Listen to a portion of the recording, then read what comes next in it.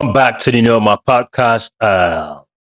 Cristiano Ronaldo has been playing against football governing system, all right? That is FIFA and UEFA. And I must say, FIFA is full of you know what. Okay. I mean, excluding Cristiano Ronaldo as the face of Portugal in a poster, World Cup 2026, it's not a mistake. That is absolute disrespect and nasty work by FIFA. All right. I don't want anybody to come out and tell me that was a mistake. That was deliberate. It was deliberate. Okay. And apparently today, 11/20/2025, it was deleted. Why was it deleted? I mean, should we make the assumption because Cristiano Ronaldo was at the White House November 18th, 2025? And maybe some people just, spoke some words in Gianni Infantino and be like, nah, you cannot disrespect this guy like that. This guy is the ambassador of football, whether you like it or not. Okay. And I know what was discussed between Donald Trump and Cristiano Ronaldo in the Oval Office. And I'm not going to tell you guys at all. I'm willing to trade that information. If you are going to tell me, if anyone out there is going to tell me why FIFA and UEFA has been against Cristiano Ronaldo so much, what that agenda is all about, and then I will fill you in what was discussed between Donald Trump and Cristiano Ronaldo. Now, like I said, that poster was not a mistake. Okay, let me take you guys back to 2013 when Sepp Blatter was the president of FIFA. He was talking to a group of students at the Oxford Union, and he described Cristiano Ronaldo as a commander, basically someone that just back orders. All right, someone, that doesn't believe in teamwork, that doesn't believe in the success of somebody else. It is always about him, and him. All right. Someone that would say, you go do this or you do this for me. Okay. Somebody like that instead of let us do this. What do you think? Shall we do that? All right. And he contrasts that behavior by calling Lionel Messi as, that humble kid every mother and father want to have as their son. Now, that was a move that was deliberate. It was calculated because you are the FIFA president. All right. If you're saying that, believe you me, you should know that it carries a lot of weight. So that was said by Sepp Blatter at the time to make Cristiano Ronaldo very unpopular, to make him look like, okay, this is a guy you cannot like. This is a guy that you cannot follow. All right. This is a guy that cannot be an example for you. That was the mission. And he succeeded because today we can see that the hate Cristiano Ronaldo gets, okay, is because of those things.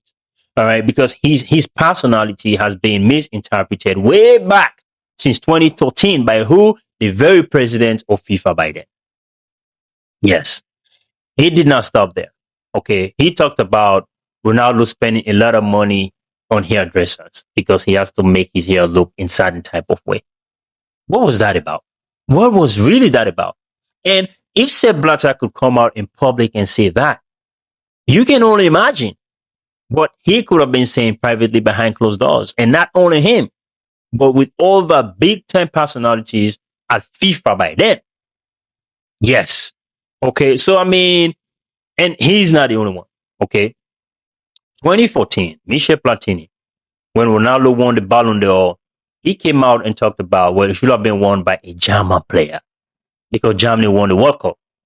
We love the World Cup. It is 7 games, but not every 7 games are really, really tense. Okay. There are serious tough games at club level, over 7 that we can witness. Okay. So, but that's not the point.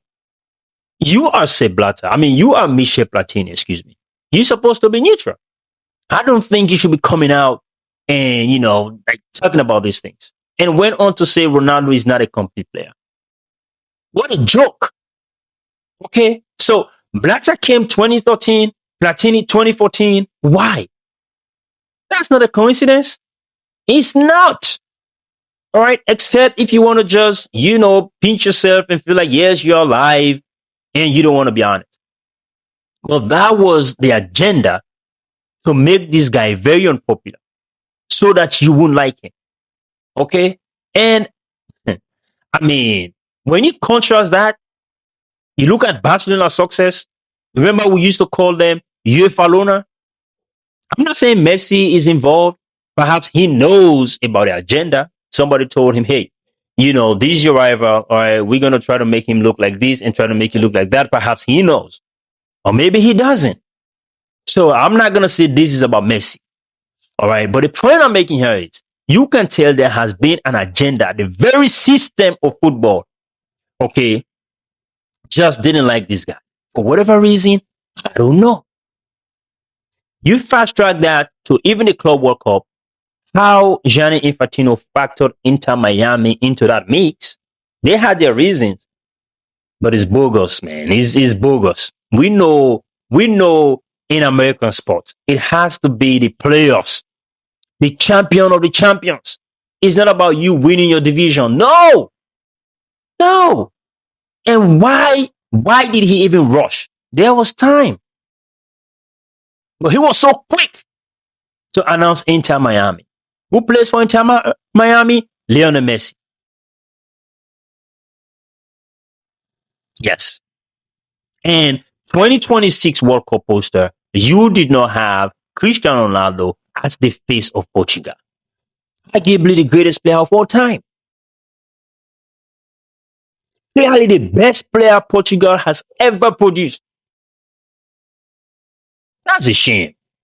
That's a shame. Why? Was not a mistake. Was not a mistake. But anyways, and this is a player that is going to be playing, I wish him the best. He stays healthy. He's going to be playing his sixth World Cup. Forget all his goals, whatever he's done for Portugal or for football. But just think about that. And you don't have his face? How embarrassing. How much lower can you get if you're FIFA? But Chris is just that guy.